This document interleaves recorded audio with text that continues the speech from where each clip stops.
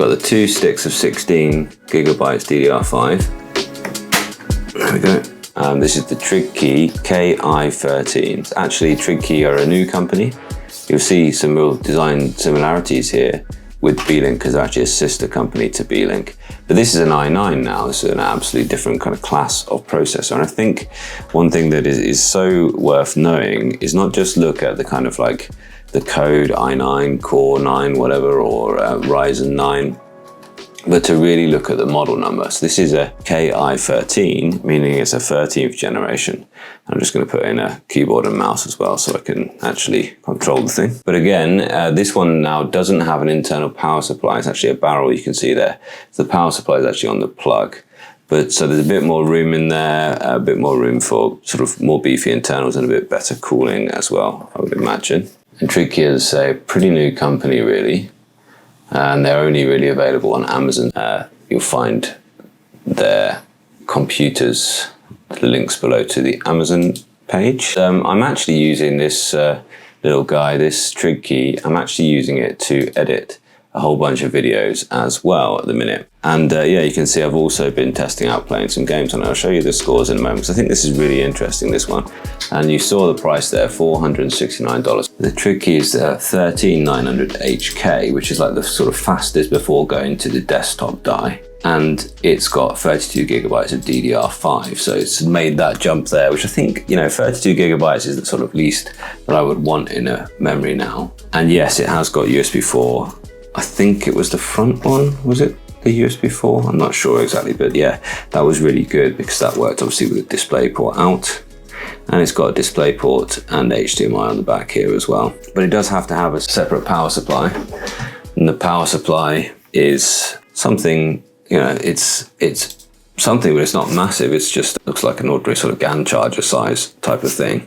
So yes, it does have to have a separate power supply, but it's still pretty compact, really, which I was quite impressed with. And yes, you've got the 2 slots in there as well. And the only thing I looked at, when I did the benchmarks on this, I found that it was like, you know, for straight line performance, one of the best little processors that I have, even better in sort of single core than the GPD, which I was a bit surprised about. But the GPD with the Ryzen 9 HX370 has a much better iGPU. So where this was let down was the iGPU actually. So I'm interested with this because, as I said with the previous one, I think one way to get better performance out of these minis, and one thing that I really like about the mini PCs, is they often have room in this tiny little box for a second NVMe slot. And so let's do that. And this guy I'm going to put in here is thanks very much to Western Digital, as they've sent me out the WD Black SN580 2 terabyte drive to try out here as well. I do think that having that second SSD slot, that second NVMe slot, is a real, it's, you know, it's a power user move really, to be able to just have all that extra storage. I mean, they're obviously labeling this is a game drive, but having it as your second drive where you're going to put your files so that you're loading your system and your programs on one drive, and then you're loading your files off a second drive. I think that's the thing to do, really. Yeah, this one is a mobile chip. This is like the most powerful 13th generation. They're on 14th and soon be 15th. This is the most powerful 13th generation, which was actually the mobile die. So they did have some laptop chips which were actually like desktop chips but put into mobile sort of size. This is the most powerful one that was a sort of straight up mobile die.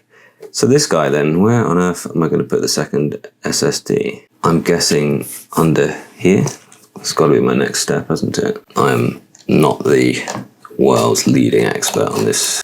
So these little guys are my next ones, but that looks to me like a heatsink for all of my stuff. Let's move that off. You can see it's actually it's a much more busy little world under here than on the previous Beelink that I looked at. There's a lot more going on in here. It looks like the whole cooler's got to come off. You know, I thought about doing this as a public live rather than members, but I think I would just be way too nervous about doing this just absolutely live for everybody to see. Be careful not to disconnect that power supply, or rather to rip the wires. There we are, yeah, we're in.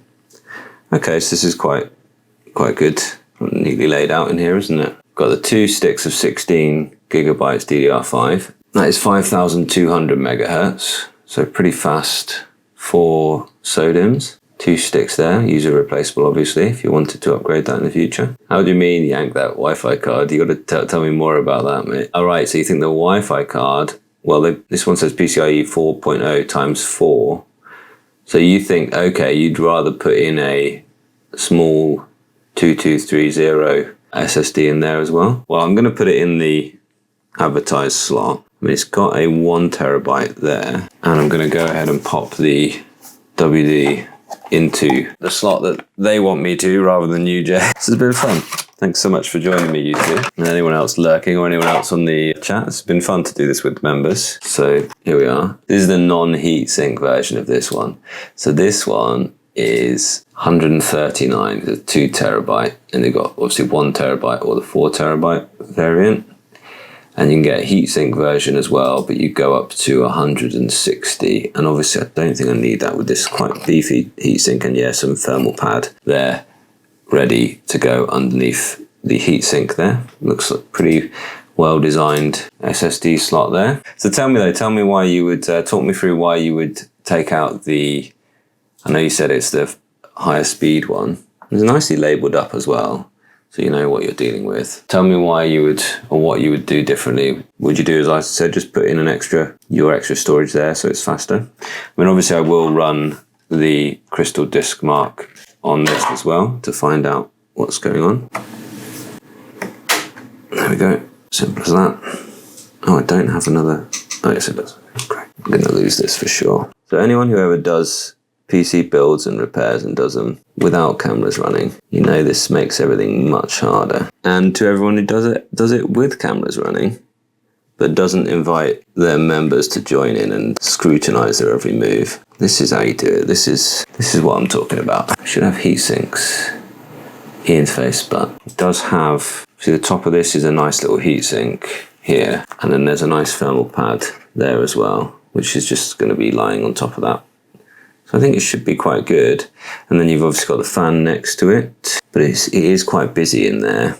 Don't know if there's a second fan. Yeah, so you just don't need Wi-Fi on a machine like this. So I'm going to put in more storage or another peripheral like an NIC. You got to tell me what an NIC is, mate. Probably storage, because used before 10 gig NICs are no longer. And I'm like, okay, cool. Yeah, it's nicely done, isn't it? I mean, these are the things about these little guys is, you know, you just, yeah, they're nicely put together little sets of PCBs, aren't they? Nicely put together little components into these nice little shells. Right, these little screws were all the same, luckily, so that's okay. Network interface card, okay, thank you. I was wondering, I mean, one thing I've been interested in doing is getting eGPUs. So I suppose you could run an Oculink from there, and, you know, obviously it would look pretty janky, however you would set it up to go through the plastic on the side, but I suppose if you had your fastest port being your GPU interface might be quite a nice way to run this type of hardware. I don't think, I mean, Trigkey have pretty much this model so far, and they have some N150 type jobs. So I didn't need to even take that off actually. That was just for the heatsink itself. And if that comes off it, no, that's screwing the whole board down. That's screwing the whole fan thing down. Yeah, it's pretty neat. But then, of course, the whole thing's limited by it being a plastic box with not a lot of actual holes for airflow. And yeah, all that insulator around it. Oh nice, hey buddy. Yeah, warm welcome, mate.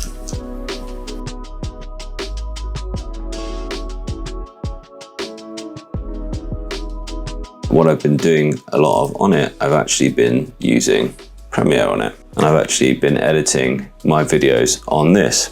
Because it's the i9, it's got a good processor, it's got a fast processor, and it has been actually really quite a good time. It's not quite as good as the next thing that I will be showing as well, but it's pretty, you know, it's a high powered thing. And I've also put a second SSD in here, and I think that's quite important. Fast processor, fast RAM. This time though, this is DDR5 now. And the B-Link i12 was only a DDR4 RAM, so fast RAM is not quite there. And you can see here's the 12th generation, and then yeah, you know, that's It's at least 4 streams of 4K right now. And it's not really come up that much. That's the speaker noise there, Neil.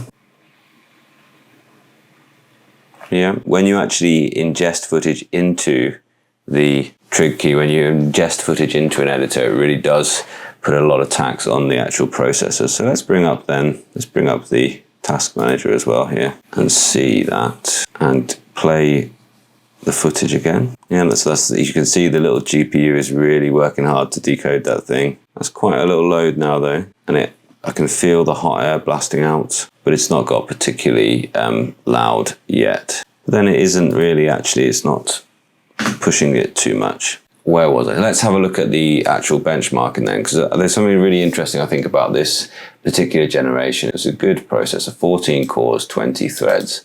So some of those are actually performance cores, and then there's a few efficiency cores dotted in there as well. Let's go ahead and show you. Again, you can see now we've gone from an i5 to an i9. We're a generation later. And incidentally, these are normalized scores. So if I show you the raw scores, they've been compared to a Ryzen 7 with a sort of 4070 GPU is what I sort of aimed at, sort of middle of the range, you know, good, decent PC setup right now, and then normalize them against that. And here's what we get. So, you know, decent i9 performance, decent sort of 80% of that Ryzen 7. But again, the GPU is really letting it down, especially in 3D render creation. So we have a bit of an issue there. And I get into this issue when I'm doing this rendering, when I'm doing video creation on it. There are times where I'm like, this is really slowed down. And actually, I don't know if you're aware of the channel Camera Conspiracies. He actually reviewed one of these, Casey from Camera Conspiracies. And he put it through his sort of video editing test. And he's all about the 10-bit footage and the 422 and super slow-mo, high frame rate footage. And, you know, he's trying to get the very best looking camera shots. And he just said, no, he could barely get a few frames out of that. But you can see not all 4K. These are all 4K files here, overlaid, and it's playing just fine. And not all 4K is created equal. And these will be H.264, which this generation of iGPU will decode just quite happily. But when he's putting in, you know, Blackmagic RAW and things like that footage, or the high efficiency codecs and stuff like that, and H.265, then of course it's going to struggle. What to do about this? And I thought, this is a device, this is a really good, the single core on this is absolutely stupendously good as well. So the multi-core performance is great. It's a great productivity thing, overkill really for just productivity, as you can see there, but not good in the GPU stats. And actually I wanted this to be good for just gaming. So then I thought, well, I've been kind of interested to get one of these guys for some time. Let's try an external GPU. So I went ahead and bought this guy. This is the GPD G1. I don't know if you've seen these or heard about these, but in here is a 7600M XT AMD graphics card. It's a laptop class graphics card in a little eGPU box. And actually, this makes a lot of sense for me. And why does it make a lot of sense for me? Well, it costs about 500 quid, and I got it used for just over 400, but in really good nick, as you can see.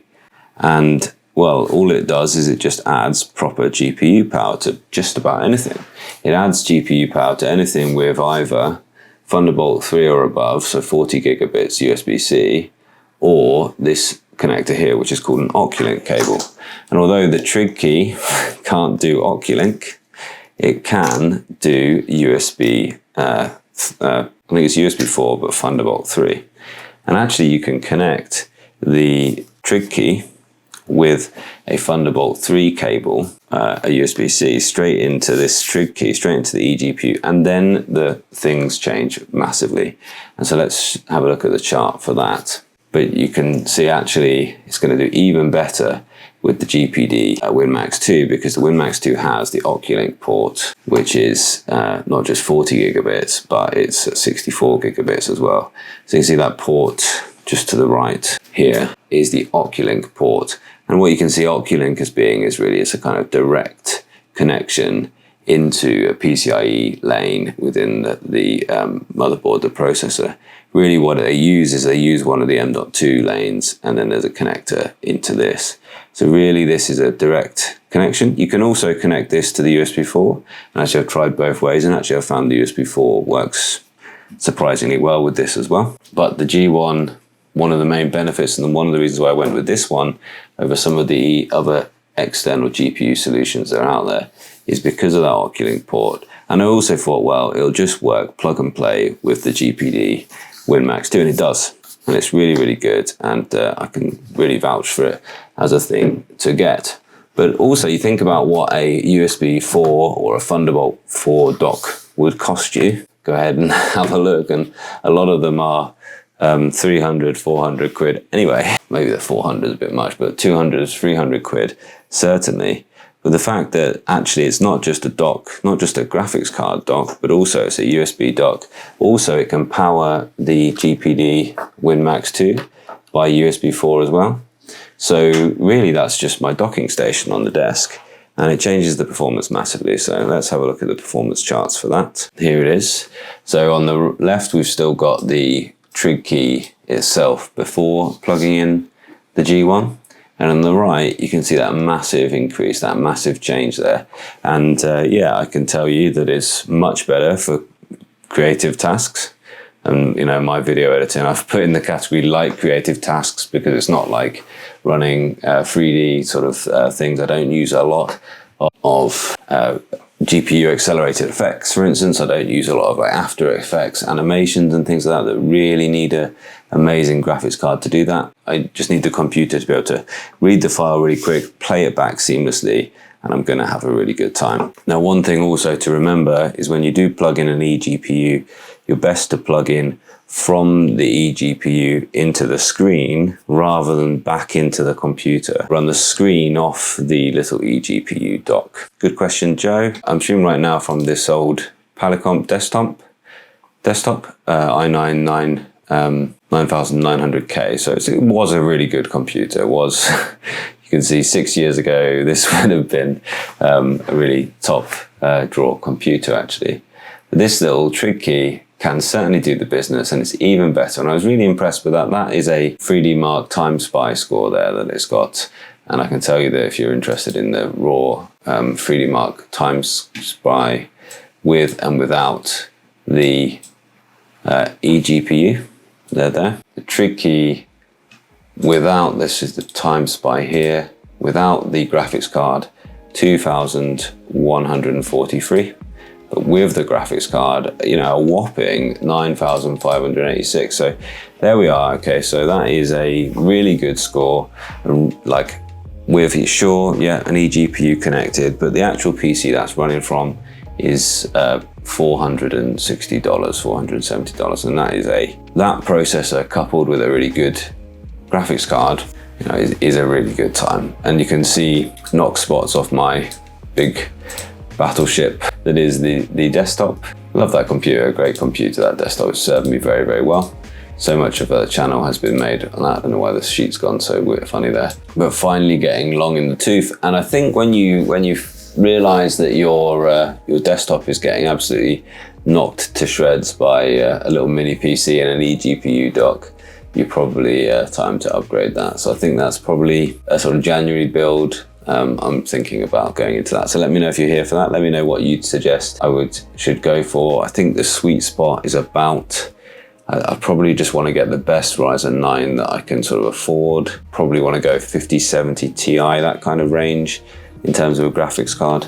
But let me know, I would be interested. Or do you think, no, actually I should just go fully in and use the mini PCs?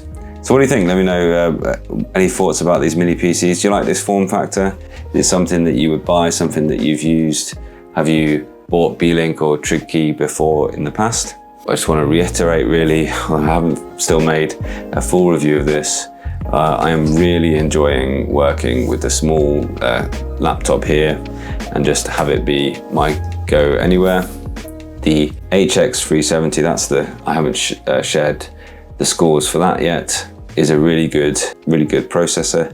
They're currently all of the mini PCs now with the 395 Max, the Ryzen 9 395 Max are out with an even better iGPU, and actually then, would you really even need to go? You're probably not going to get that much of an uplift by having an eGPU. I think it's fascinating where this is all going, and I think GPUs are something, the sort of rise of AI and people wanting to do more local AI. I think GPUs and having multiple GPUs and computers and software being able to really use that RAM, that VRAM on those eGPUs and dedicated GPUs, it'd be absolutely fascinating to see that develop. And I think we'll probably see people building PCs with multiple graphics cards as a kind of standard. And I also think, is it the right time to build another PC? Because if in a couple of years' time for local AI, you know, I'm thinking, for instance, there's already lots of AI speeding up my video editing, hence why it's a much better time once you add the eGPU to this, because it can already, you know, all the AI transcription, everything like that speeds me up as well.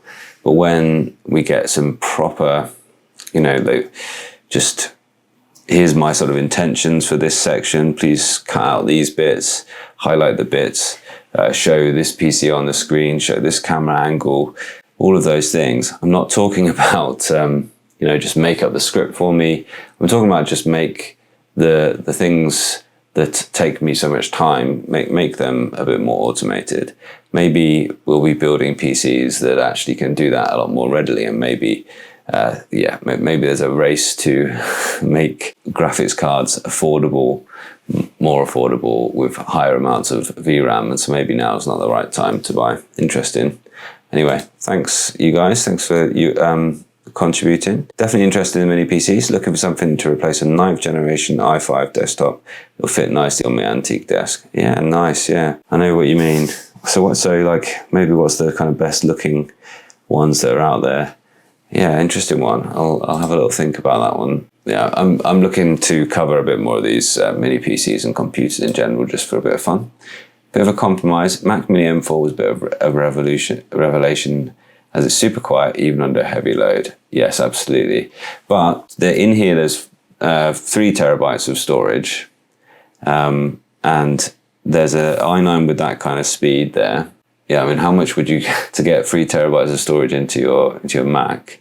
There's 32 gigabytes of RAM, a baseline Mac Mini M4. I know they're great deals. I do know they're great deals, but I think also the mini PCs are great deals as well. Let's do 2 things then. I didn't show you the GPD itself page. This is the WinMax 2. So I know it says it's this price, but I got it for less than that by buying from their Indiegogo. I just had to wait a little bit longer. And this is the top spec of that I have, 64 gigabytes. So you could easily get away with the 32. And you can still get it in the Ryzen 7 flavor. And it's still a really good deal as well. And again, you can't go any higher than that in that spec. And then the actual graphics card itself is this one. It's nice, Oculink Radeon RX 7600M XT, 8 gigabytes of VRAM on there. Yeah, it's good. I'm impressed with it so far. I think for this type of thing, you've got a mini PC, but you want to be able to dock it and then take the same mini PC with you. Great times with this. Really enjoying this graphics card so far. Beelink's new HX370 based system looks really nice. Can't justify buying another PC at the moment. No, absolutely. I think you just have to wait for when you see one of those charts, like making you think, you know what, mine is lagging behind at this point. As you can see, this is the PC that I've been dealing with, the Polycomp on the left there, and just buying this WinMax 2 with the HX370. Here it is there. You can see more than double, no, not quite more than double, but almost double the multi-core performance there. Almost equal the gaming performance with a iGPU. AI, not bad at all for an iGPU. Creator light tasks about the same, in fact better on the little HX370. And it just, I mean, immediately immediately changed my editing experience, you know, plugging that into an external monitor and being able to also just go and edit wherever, you know, plugging into the big TV and just thinking, oh, do you know what, I fancy editing on that larger screen experience at 4K. and it just handling it. It's a really good PC, it really is. Really, I'm enjoying it a lot.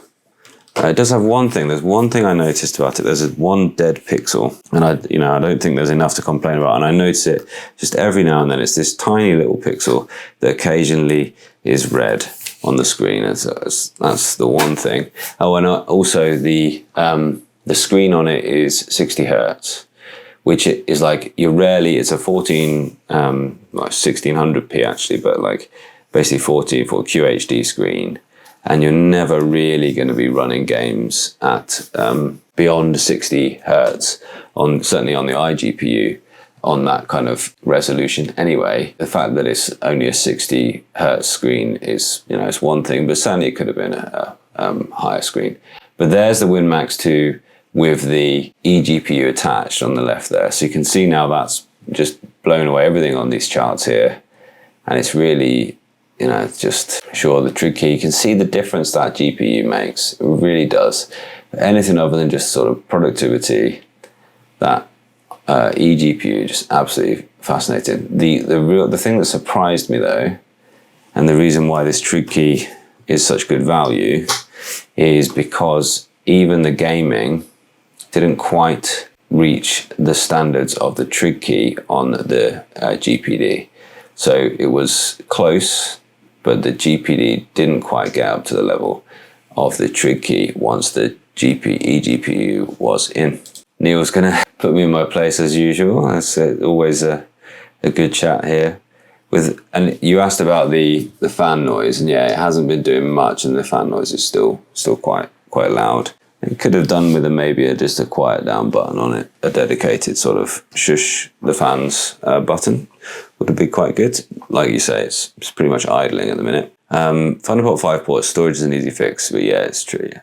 You're absolutely right. Fuzzy, yeah, and the Mac Mini's got Thunderbolt 5 ports, which are, that they always do manage to put the best ports and things on that, I guess, because they know you're going to have to live that dongle life, so it better be a good dongle life after all. What did you guys think of the UPerfect? Did you have a chance to look at the UPerfect link down there as well? They've got some really interesting things as well. Let's talk a little bit more about this UPerfect monitor.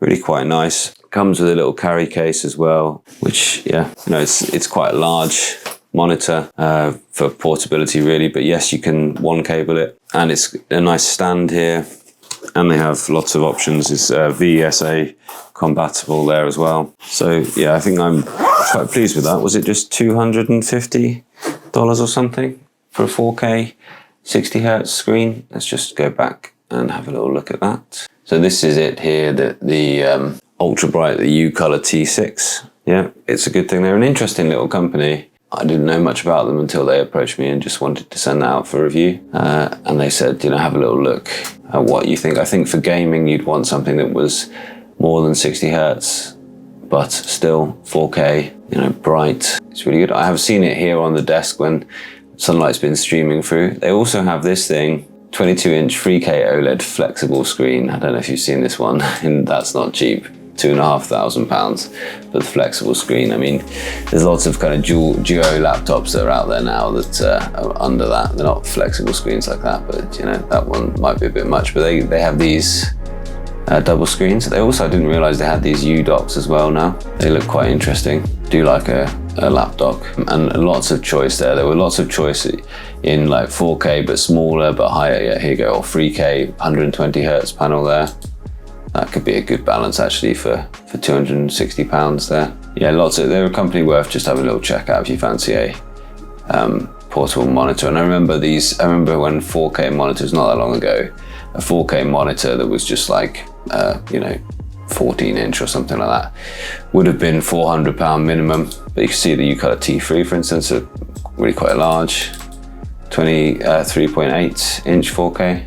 What's the refresh rate of that? I'm imagining it's just 60 hertz still. It's just the AI product image is really real, isn't it? It doesn't tell you, so nothing to shout about.